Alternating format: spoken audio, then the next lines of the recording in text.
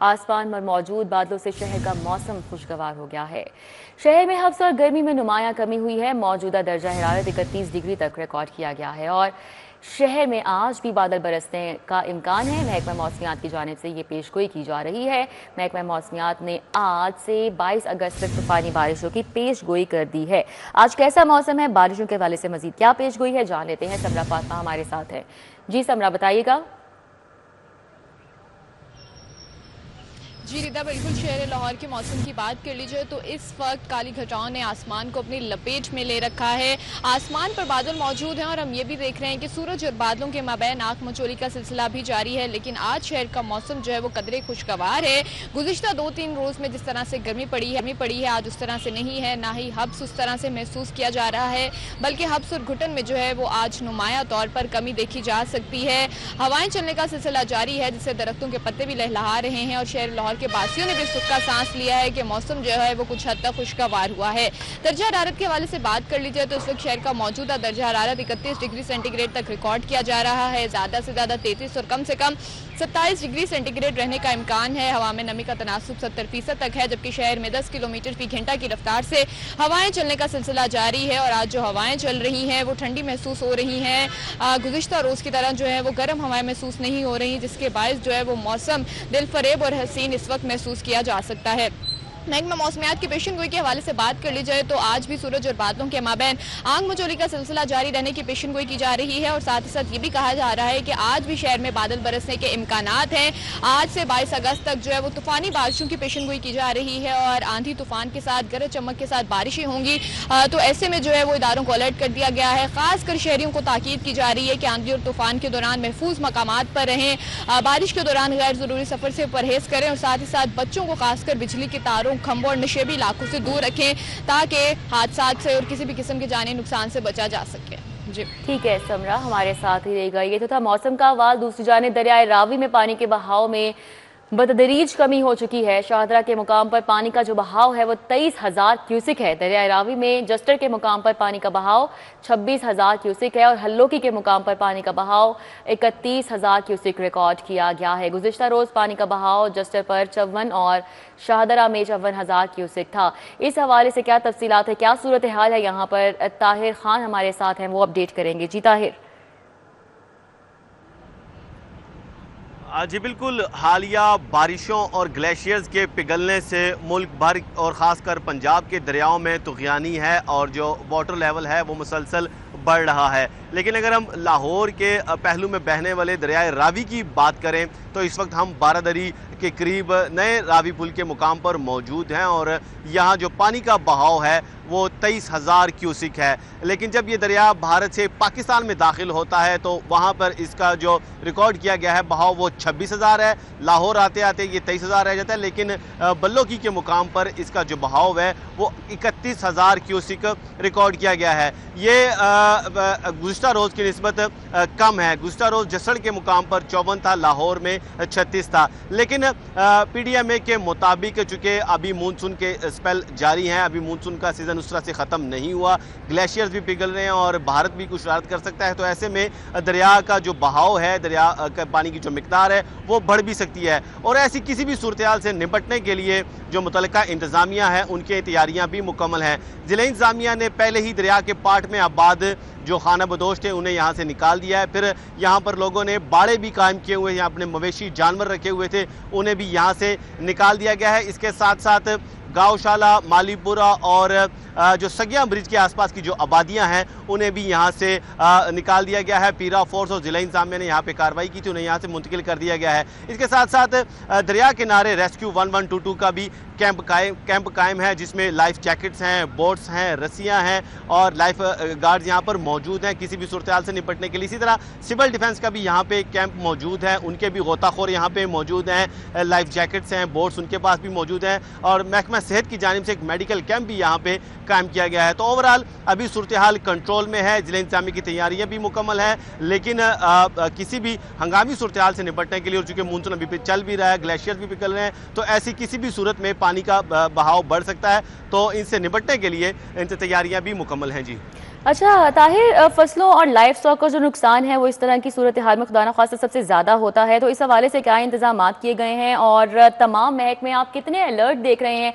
आपने बताया कि रिलीफ कैंप्स हैं जो कि कायम किए गए हैं इन इलाकों में, लेकिन क्या इवैक्यूएशन मुकम्मल तौर पर कर ली गई है? और अगर कर ली गई है तो उसके बाद की जो सूरत हाल है, क्या यहाँ पर इक्विपमेंट जो है रेस्क्यू की वो पूरी है?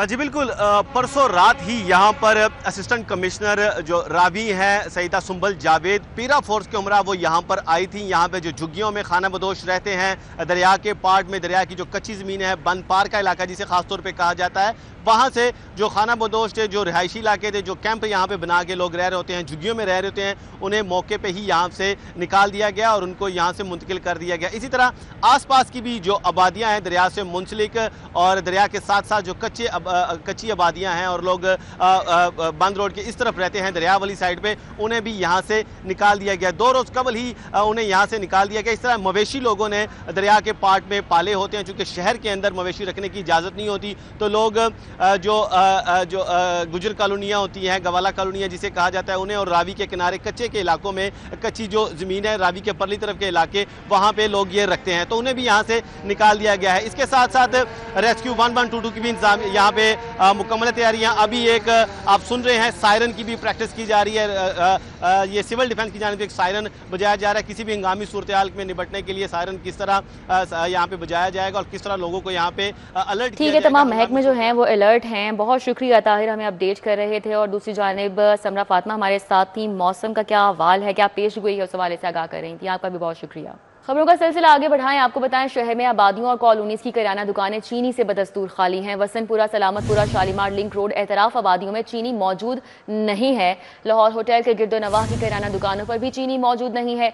शहरियों का पंजाब हुकूमत से किराना दुकानों पर चीनी की दस्तयाबी यकीनी बनाने का मुतालबा सामने आ रहा है। क्या मुतालबात किए जा रहे हैं, क्या सूरत हाल है, शहजाद खान से अपडेट्स लेंगे। जी शहजाद।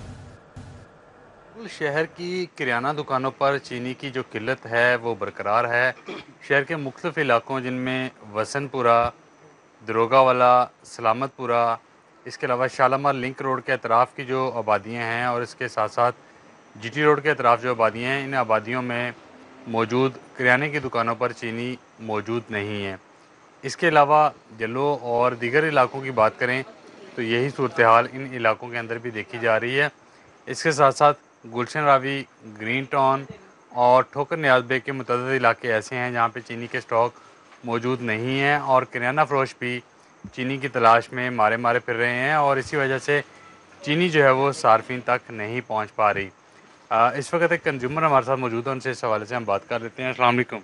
वालेकुम सलाम। बताइएगा क्या सूरत हाल है, चीनी किराने की दुकानों से आप लोगों को मिल रही है? नहीं जी, चीनी कहाँ मिली, चीनी तो ऐसी नियाब हो गई है जैसे कहने चाहिए सोना हो गया है, समझे। कहीं भी नहीं चीनी, इसी इलाके में नहीं। जोड़े पुल हो गया, सारपुर रोड हो गया, ताजपुरा स्कीम हो गया, बर्च हो गया, बड़ी जगह गए हैं, चीनी कहीं नहीं है। चीनी के लिए बड़े परेशान हैं जी। दूध के लिए बच्चों के लिए चाहिए होती है, चाय के लिए, और चीनी अब तो आपको पता है हर चीज़ में इस्तेमाल होती है, जूस वूस की हर चीज़, तो चीनी होएगी तो इस्तेमाल की। वहाँ बहुत परेशान है, समझिए। गवर्नमेंट को चाहिए कि कुछ ना कुछ करे, समझे। निवारना ये तो मसला है आवाम के लिए। ये आम आवाम के लिए मसला है क्योंकि चीनी जो है वो रोज़मर्रा इस्तेमाल की चीज़ है, जिसमें दूध में, शक्कर के अंदर, शरबत के अंदर या चाय के अंदर जो है वो शहरी चीनी इस्तेमाल करते हैं। वो ये कह रहे हैं कि खुदारा चीनी की दस्तयाबी को यकीनी बनाया जाए। चीनी तो इस तरह नायाब हो गई है जैसे कोई बहुत। शहजाद हमारे साथ थे, अपडेट कर रहे थे, बहुत शुक्रिया। पंजाब भर में चीनी की सप्लाई और निर्खों पर अमल दरामद। शुगर मिल्स एसोसिएशन ने मार्केट में चीनी की सप्लाई 2 गुना कर दी है। इस हवाले से क्या तफसीलात हैं, कलीम अख्तर आगाह करेंगे। जी कलीम। जी बिल्कुल, प्राइस कंट्रोल हुकाम के मुताबिक अब 30% की बजाय आम मार्केट में 60% चीनी की फराहमी यकीनी बनाई जाएगी। सनती सार्फिन को 70% की बजाय 40% चीनी फराहम की जाएगी, जबकि डिप्टी कमिश्नर के जारी करदा होलसेल को 30%, जबकि शुगर मिल्स के नामजद डीलर्स को भी 30% कोटा दिया जाएगा। इसके अलावा जो नाजायज जखीरानदोजी और मुनाफाखोरी से बचने के लिए अलग अलग डीलर्स की फरीस्तों का मुकम्मल रिकॉर्ड भी रखा जाएगा। जबकि सेक्रेटरी प्राइस कंट्रोल डॉक्टर इहसान भुट्टा की हदायत के पेश नजर कोऑर्डिनेशन कमेटी तश्कील दी गई थी, जबकि हुकूमती सतह पर एक कायम कमेटी के पहले इजलास में यह फैसला किया गया है, जिसके मुताबिक अब जो 30% की बजाय आम मार्केट में 7% चीनी की फराहमी है, इसको हर सूरत यकीनी बनाया जाएगा। जी ठीक है, बहुत शुक्रिया। कलीग हमारे साथ थे, अपडेट कर रहे थे। लाहौर बोर्ड का नाहम के सालाना इम्तिहान के नताइज का ऐलान हो चुका है। नाहम के इम्तिहानात में कामयाबी का तनासुब 45% रहा है।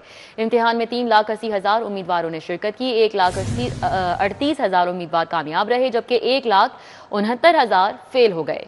रवां साल नाहम रिजल्ट कार्ड की हार्ड कॉपी जारी नहीं होगी।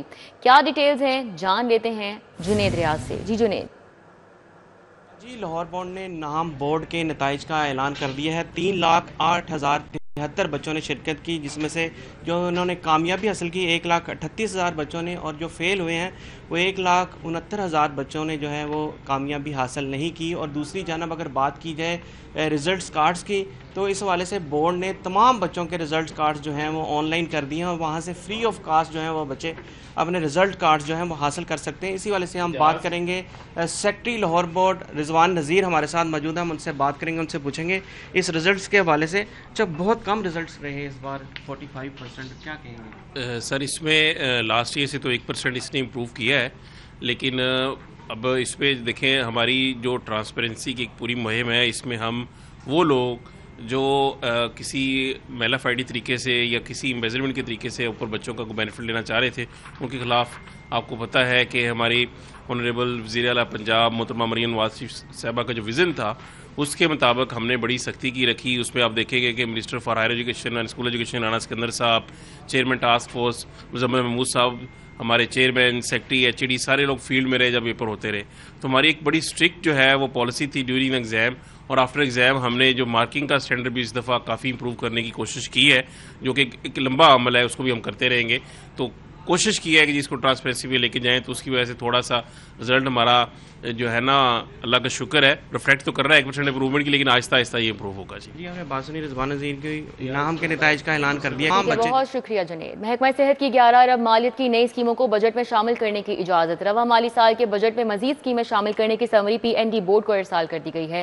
नई स्कीमों में इमरजेंसी थिएटर्स, कार्डियोलॉजी यूनिट और गैस्ट्रोएंट्रोलॉजी सेंटर शामिल हैं। सर्विसेज अस्पताल में जदीद गैस्ट्रोएंट्रोलॉजी सेंटर को अपग्रेड किया जाएगा। अली रामे इस हवाले से अपडेट कर रहे हैं। जी अली रामे। बिल्कुल, महकमा सेहत पंजाब की तरफ से एक समरी PND बोर्ड को अरसाल की गई है और इजाज़त मांगी गई है कि नई स्कीमों को बजट में शामिल किया जाए। अब ये 5 मुख्तलिफ स्कीमें हैं जिनकी मालियत 11 अरब रुपए से ज़ायद बताई जा रही है, और इसका दरख्वास्त की गई है PND बोर्ड से कि वो रवा माली साल का जो बजट है 2025-26 का, उस बजट में इसको शामिल करें। अब इसमें मुख्तलिफ स्कीमें हैं, ना सिर्फ लाहौर बल्कि पूरे पंजाब की। लाहौर में गैस्ट्रो के हवाले से एक सेंटर जो है वो बनाया जा रहा है, उसके लिए 70 करोड़ रुपए का बजट जो है वो मांगा गया, और इसके अलावा पूरे पंजाब में भी इसी सर्विसेज को मुहैया करने के लिए हुकूमत पंजाब से बजट की डिमांड जो है वो की गई। अब क्योंकि पंजाब का बजट ऑलरेडी बन चुका है और इसके लिए एडिशनली अब पंजाब हुकूमत इसकी मंजूरी देगी कि आया इसको बजट में शामिल किया जाए या ना, क्योंकि ये 11 अरब रुपये मालियत की 5 स्कीमें हैं, और इसके लिए महकमा सेहत ने दरख्वास्त की है PND बोर्ड से कि इनको 25-26 के बजट के अंदर जो है वो इनको इंक्लूड जो है वो कर लिया जाए। तो इसके लिए अब फैसला जो है हुकूमत पंजाब करेगी, लेकिन इसमें मुख्तलिफ जो हेल्थ की दीगर स्कीमें होंगी उनसे बजट जो है वो निकाल कर इन स्कीमों के लिए एलोकेट जो है वो किया जाएगा, क्योंकि ऑलरेडी 90 अरब रुपए का बजट पंजाब हुकूमत एलोकेट कर चुकी है सेहत के प्रोजेक्ट्स के लिए, जो डेवलपमेंट सेक्टर के प्रोजेक्ट्स हैं। तो लिहाजा अब नए सेक्टर के लिए जो नया बजट जो अगर एलोकेट करना है, ये फंड जो है वो। बहुत शुक्रिया अली रामे। पुलिस मुगवी खवातीन को बाजियाब कराने में नाकाम है। 2 खवातीन की अदम बाजियाबी पर CPO फैसलाबाद और RPO साहिवाल अदालत पेश हुए। इस हवाले से आगाह करेंगे मलिक अशरफ हमारे साथ हैं। जी मलिक अशरफ। नीलम की अदालत में 2 खवातीन के मगवी खवातीन की बाजियाबी के मुतालिक केस की समाअत हुई है, जिसमें CPO फैसलाबाद साहबजादा बिलाल उमर और एक केस में जो RPO फैसलाबाद है महबूब रशीद वो पेश हुए हैं। और अदालत ने CPO फैसलाबाद की जो रिपोर्ट है जिसमें मगवी की बाजियाबी के लिए अदालत से रजू किया गया था, उसमें खातून मगवी की कत्ल होने के हवाले से जो रिपोर्ट है उसमें CPO से आइंदा समाअत पे रिपोर्ट तलब की है, और उन्हें हदायत की है कि मगवी की डेड बॉडी की शनाख्त के लिए आइंदा समाअत पे अदालत में रिपोर्ट पेश की जाए। जबकि दूसरा केस जो कि साहिवाल का है, उसमें मगवी की बाजियाबी के मुतालिक जो इसमें UPS रिकवर हुई थी उसके हवाले से सेशन जज साहिवाल से भी रिपोर्ट तलब की है। Chief justice Lahore high court justice मिसालिया नीलम की अदालत में इकरा शहजादी और दिगर की दरखास्तों पर समाअत हुई, जिसमें 2 मुख्तलिफ ये केस है। अगर हम बात करें CPO फैसलाबाद की, तो मगवी की बाजियाबी के मुतालिक केस में CPO फैसलाबाद साहबजादा उमर बिलाल पेश हुए और उनके हमारा assistant advocate general Waqas Umar थे। जो वकास उमर हैं असिस्टेंट एडवोकेट जनरल, उन्होंने अदालत को बताया कि मगविया जो हैं वो कत्ल हो चुकी हैं और उनकी शनाख्त के लिए जो डेड बॉडी है उसकी शनाख्त करना है, जिसमें chief justice Lahore high court ने सीप कहा कि बहुत शुक्रिया। परवेज इलाही और दीगर के खिलाफ पंजाब असम्बली में मेरिट से हटकर भर्तियों का मुकदमा, अदालत ने परवेज इलाही और दीगर के खिलाफ केस की समाअत 10 सितंबर तक मुलतवी कर दी। सवाले से आगाह करेंगे जमालुद्दीन जमाली। जी,